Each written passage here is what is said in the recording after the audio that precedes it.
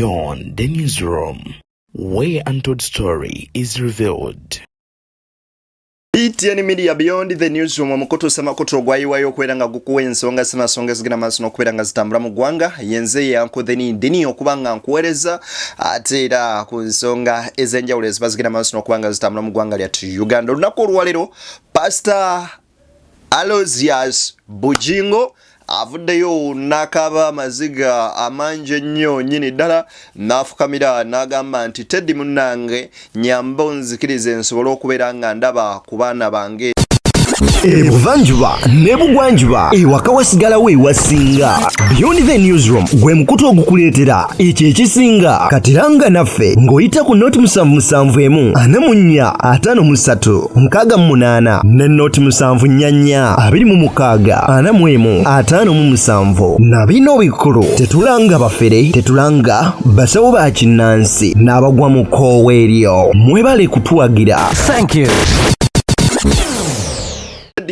Bugingo mukyala we omukulu amanyikiddwa nga Teddy Naluswa jugira nti byonna ebyagenda maaso n'okubaawo yagamba nze ng'omukyala sijja sula baana bange wabula kambere n'abaana bange ate ngende maaso n'okubeera nga mbakuza oba oliawo kitaabwe bwe balituuka mu kaseera kabaagaliramu ali beegomba nga bali bulungi. Nja kujjukizako ku story yagenda maaso n'ofuluma gwali mu mwaka gwa 2019 ng'abaana bwe bagezaako genda eri kitaabwe amanyikiddwa nga Bugingo ng'oba oli munnanga abateera b'asikaali ne babagoba ne babakubako ne ku kibooko n'agamba genda eri. Era story eyo ngikomezaawo ogende maaso n'okuba nga ogiwulira olunaku olwaleero wabula ate takomye ku byakwetonda nakubeera nga akaabira abaana be wabula ayongeddeko ne kino asabye nti poliisi eveeyo emuwa alipoota ku ngeri Richard gye yafaamu era agamba yeetaaga okumanya baani abo abaamukuba amasasi Bugingo agamuyuza omugongo era n'agamba mmwe mwenna abagamba nti amasasi tegabakuba abongedde n'abagamba kabagakkube naawe ogatankana ennyoko. Bigambo bya Bugingo yagenze maaso n'okubeera nga ate oba oliawo atwongera vibe olunaku olwaleero nunzikirizawo wennyini we tuba tutandikira ate ngene maaso n'okuba nga nkwa vidiyo eno wabula n'obwombeefu obw'ekika ekya waggulu nkusaba vidiyo eno sooka ogyempeere like bw'ogiwa like ejja kudduka misinde gya waggulu nnyo nnyini ddala ate era kwoteeka ne bannaffe abakasooka okulaba videos zaffe zino nga gwe munene gw'ogusoose oba nga totwegattangako mu butongole tukusaba otwegatteko mu butongole ng'osubscribinga nyiga mu kagambo subscribe omale okuone wali waggulu mu kadde okajje mu personalize okateeke mu all then ate osobole okufuna notification ku mboozi zonna ze tuteekayo mu kwetonda ku mpeereza etataaganyiziddwamu mu nnaku bbiri ekitongole ekipya ekya UEDCL kigenze maaso n'okubanga ekyamazima matuufu kitukola bubi nnyo nnyini ddala era amasannyalaze ennaku zino gayeefuga okubeera nga gaba off and on so twesabire naye nga ekituufu kiri nti eyo ye Uganda gye tuyitamu naye tugende butereevu mu nsonga za Pastoral Bugingo wuliriza gwawuliriza. Baana bange omutima gubannumira Dorwin Gift Kirabo Bugingo Winnie Treasure Bugingo Winnie Treasure Bugingo Jennifer Blessed Bugingo Isaac Miracle Bugingo namutuma Isaac kubanga nalina abawala basatu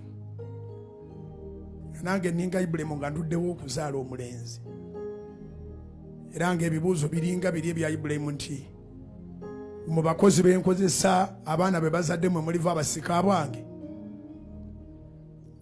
kyanava mutuma Isaac Miracle Bugingo. So the four of you wherever you are, may God keep you for me, bless you, and we shall meet and dine together one day in Jesus' name. We shall meet together and dine together one day. That's Pastor Aloysius Bugingo. Nalwawo okuzaala omwana omulenzi ne bambuuza mu bakozi b'okozesa abaana be basaddemu emuliva omusika. Tugenda kati quotinga kigambo ku kigambo. Omwana, but let me ask you a question. Omwana omuwala, omwana ow'obuwala si mwana. Ekitegeeza nti bw'okera ku makya n'ozaala ng'ozadde abaana bawala bokka oba tozadde baana ekitegeeza nti oli mwennyamivu nnyo tewazaala. Guys, bananga abantu mmwe mubeereeko gundi mwebazeeko Katonda kubanga abaakuwadde.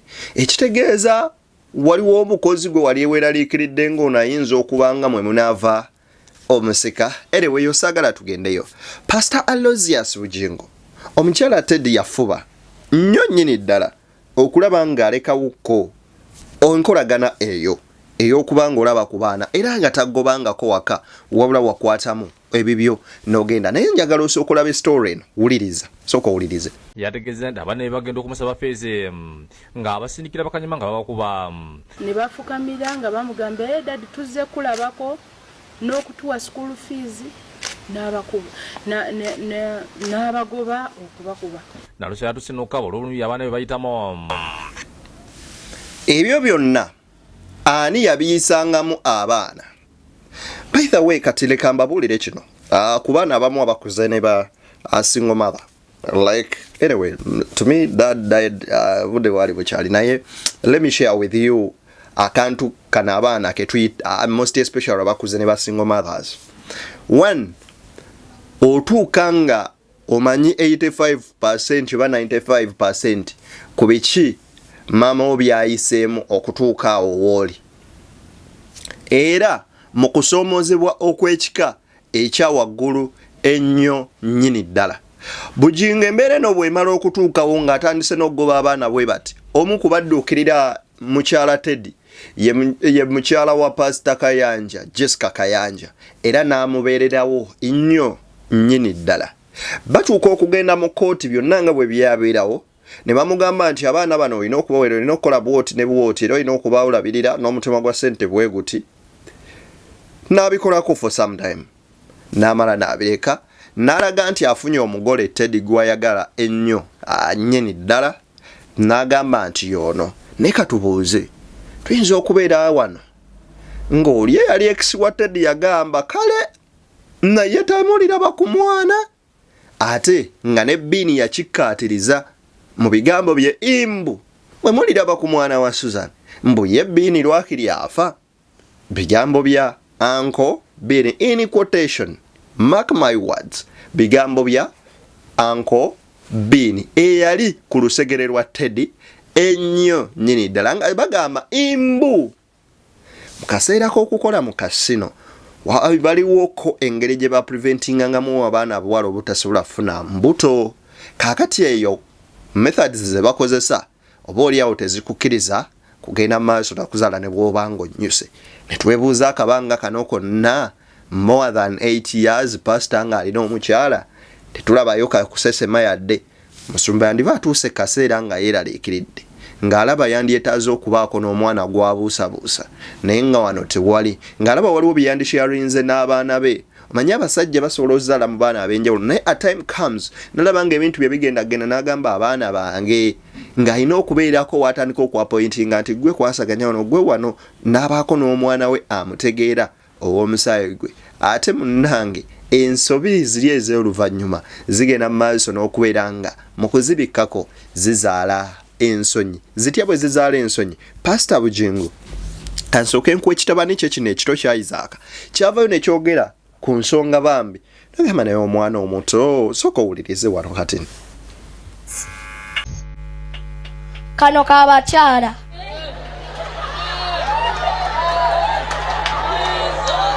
mubeere beesigwa eri basajja bammwe, ate n'abasajja mubeere beesigwa eri abakyala bammwe.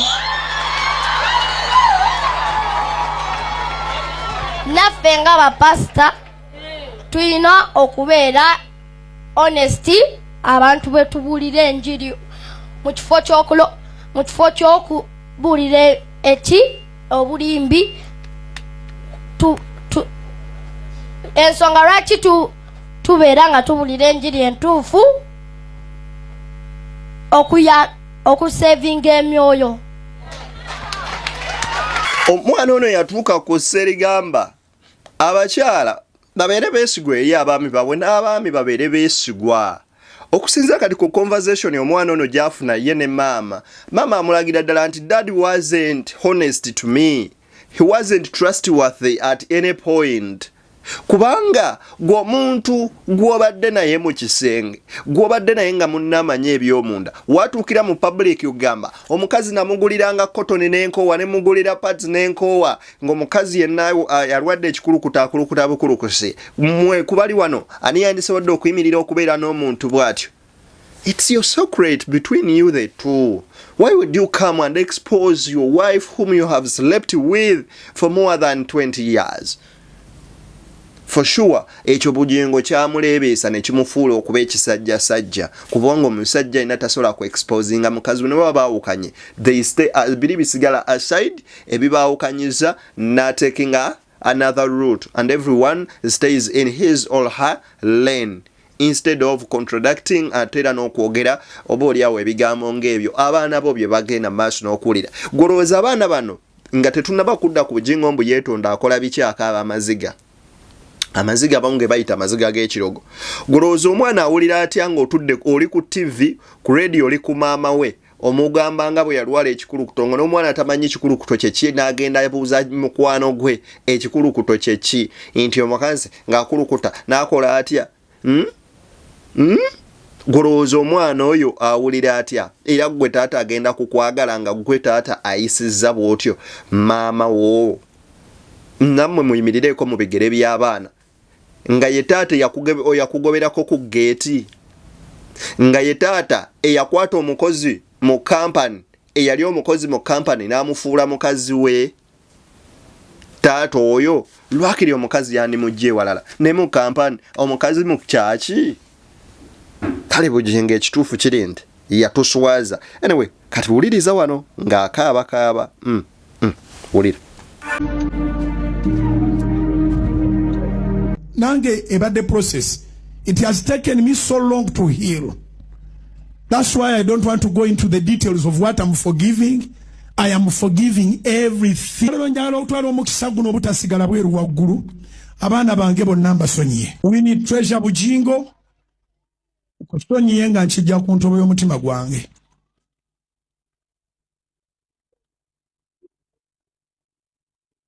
Jennifer Blessed Bugingo. Kusonyiye nga nkijja ku ntobo y'omutima gwange. Omutwa Isaac Bugingo tamanyi na bigenda mu maaso.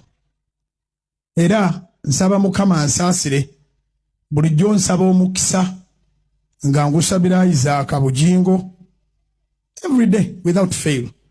Era nyina ne plan nyingi nnyo ku lw'obulamu bwe. Pastoral oba musajja mukulu Bugingo ebintu bye oba oliawo buli kadde bibaako gye bikuteeka. Naye kasooka enkwe story eno Bugingo gayogera ku masasa agaamukubwa. Tweyongereyo. Kyenayogedde gyo nkiddamu leero. Wadde ekitongole ky'abambega ekibuli tekituwanga wadde ekiyenje ekyatukuba amasasi.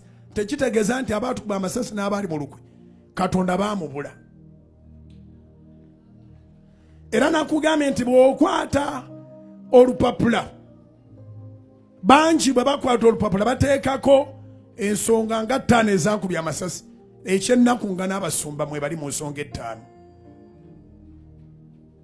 Okwagala Museveni nsonga nkulu.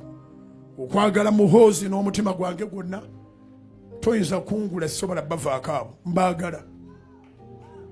Abaagala nabwe kubira Mukama engalo ez'amaanyi. Abaagala His Excellency Kaguta Museveni engalo muzikubire waggulu n'amaanyi.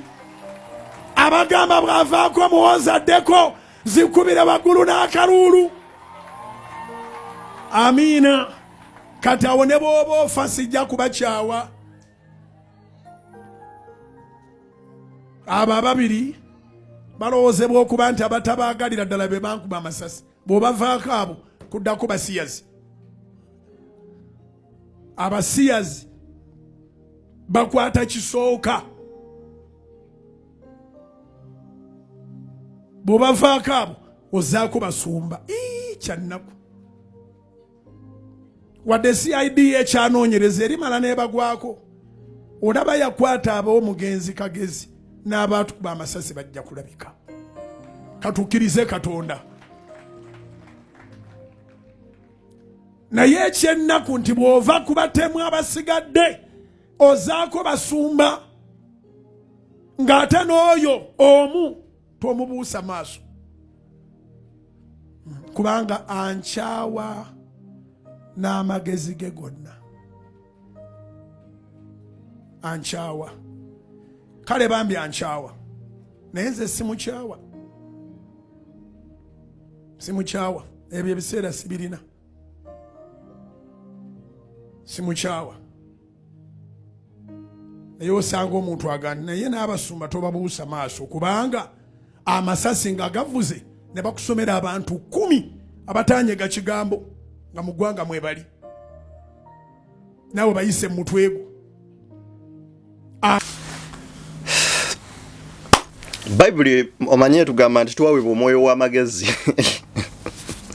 okumanya naye okuwangala kuno kukulabisa ebintu sebo Bugingo ku layini yaabo bagamba nti be bamukuba amasasi kuliko abasumba kuliko ab'ebisiyaga kati kuliko bojjako ab'ebisiyaga mbuno abatagala government. Pastoral Bugingo, you're not a threat to opposition, according to me. The way how I see things, you're not a threat. Why?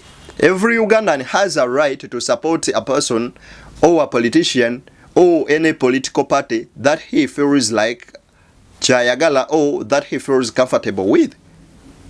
It's your right.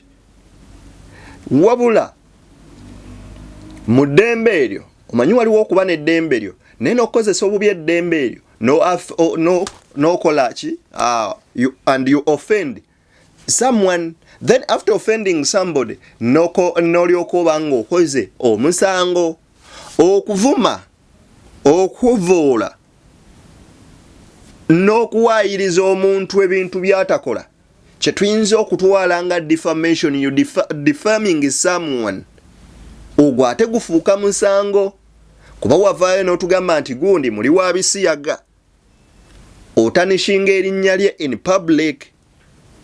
Kaakati naye bwakutwala mu kooti nga waliwo enkola ey'amateeka nga ne kooti esala emisango mu butuufu gukukka mu vi kubanga tolina era tobeera gwe naki na tobeera na buyinza bukukkiriza kuweebuula muntu. Back to your point. Era singa abakola okunoonyereza okwo nga bwe beeyongera n'abantu bagamba gwe ng'eyasigalawo sooka ogenda okola statement endala oba nnyonnyole basooke bakubuuza akajojijoji w'ebibuuzo byabaawo bitya, lwaki emmotoka wagivuga n'ogijja ku siini, embeera eyo yali etya, byonna nabo bakunnyonnyole bulungi. Oba oli awo bajja kuvaayo ne reporters. Sagala genda into the theories ya stories zo oba oli awo sometimes Bugingo atujjako naye mu bigambo bino bibiri bisatu njagala owulirize videos zino bbiri. Sooka owulire video eno omanye Bugingo ono yaani omutuufu. Wuliriza. Soogeza birimi nalibba wa Teddy kati ndimba wa Suzani. Isn't that simple?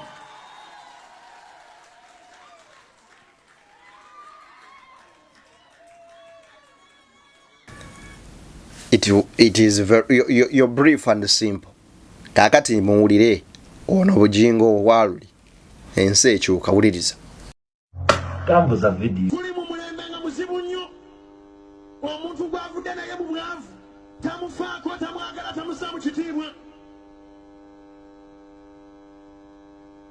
Abasumba bangi abadda ku bwala obuto abakazi be baali nabo mu 859 tewali n'omu gwe batunuulire batunira kumu n'obuwala obwakajja mu kwaya. Tambuza video. N'abamu bagobye akutega ekisango sanga awasobola okugatta omulala. Tambuza video. Yayagira ndi buli musajja n'omukazi omu gukolimirwa omuzimu ogubadde guyingiridde eggwanga lino ng'omuntu akulembera ekkanisa ng'alina abantu be yaakagatyempeta babiri bakyatambula mu nsi, babiri nga bakyatambula mu nsi nga babagatta empeta era ng'osuubira nti ogenda mu ggulu. Ate banyiikivu mu kutunda ekifuta kyabwe n'omulaba ng'atambuza akatambi k'embaga buli alabako asobola okugoba mukazi we.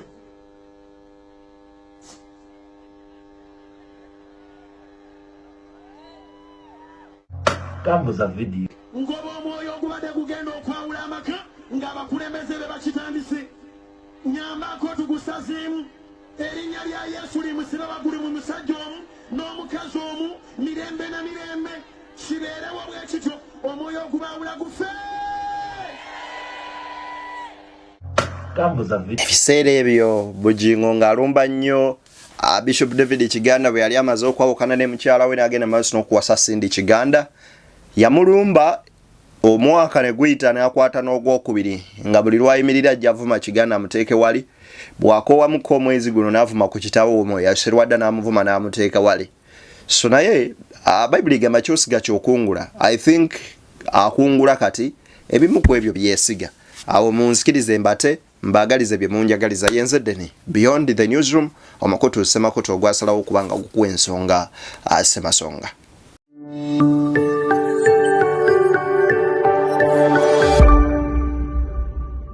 Beyond the newsroom, where untold story is revealed.